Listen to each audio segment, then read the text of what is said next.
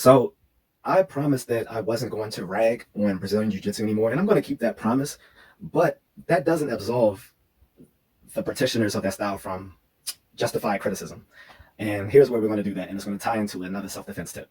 So the thing they always rag on since the early 90s with the start of the UFC was that, oh, 90% of all fights end up on the ground.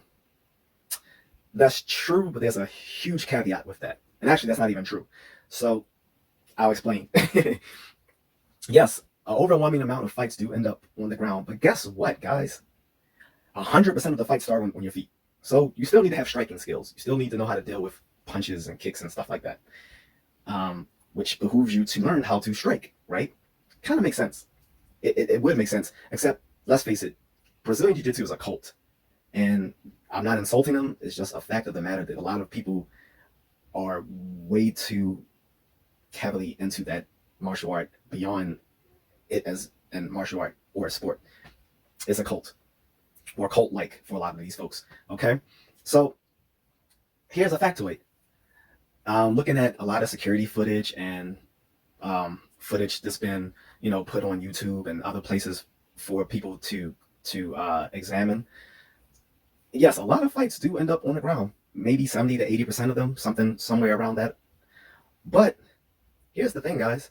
The other percentage, the 30% of those other fights are ended with them on their feet. And most of those fights end by a knockout, which means a few things. One, a lot of people simply can't fight. And for the ones who can fight, they're going to knock you out. Okay? So what about the 70 or so percent that end up on the ground? When you look at most of the footage for those fights that end up on the ground, most of that is law enforcement. Because the easiest way for a cop to apprehend someone who's resisting arrest is to take them to the ground. Despite police brutality and all those other issues that we have with police officers, they're not allowed to play rock'em sock'em robots with suspects. They can't just punch your lights out normally. So they go for the rational thing to do, and they take the person down to the ground where they can submit them, and then they put cuffs on them and arrest them. That is the majority of the fights that go to the ground. And the whole 90% thing was a fake number in the first place. This was made by Brazilian Jiu-Jitsu people as propaganda to make their art seem way more effective than what it is. It's overrated. And like I said, it started on the streets of Brazil, which was originally judo, and they just made a more combative form of it. And they gained their bones by going to Vale Tudo challenges and beating up capoeira people. And again, anyone can beat up capoeira people. That's not the that's not really a big thing. So in any case, I'm not advocating for people not to learn grappling. My background is in grappling. I started off in judo. I did that for maybe half a year at the YMCA when I was like 7 to 8 years old.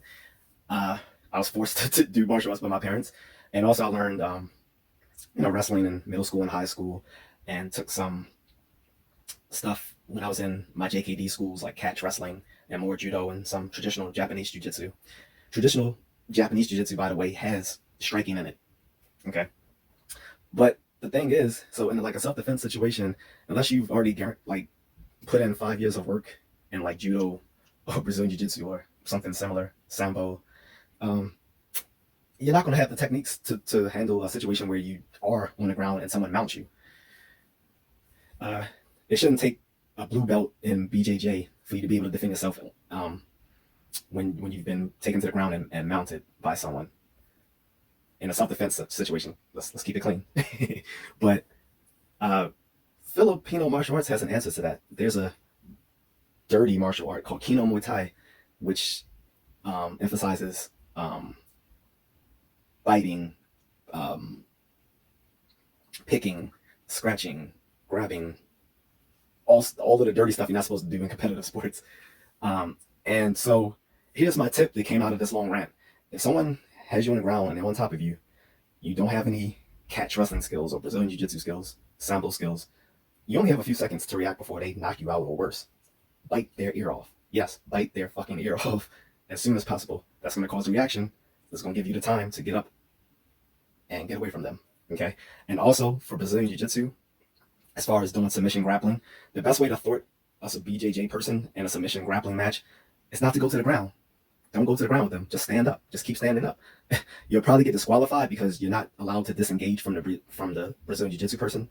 But you don't have to be submitted either. If you keep standing up and pushing their hands off, they can't do anything. They can't strike you, and they can't submit you unless you're on the ground. So just stand up in a submission grappling match. Case solved, which shows why Brazilian Jiu-Jitsu is overrated as the ultimate martial art.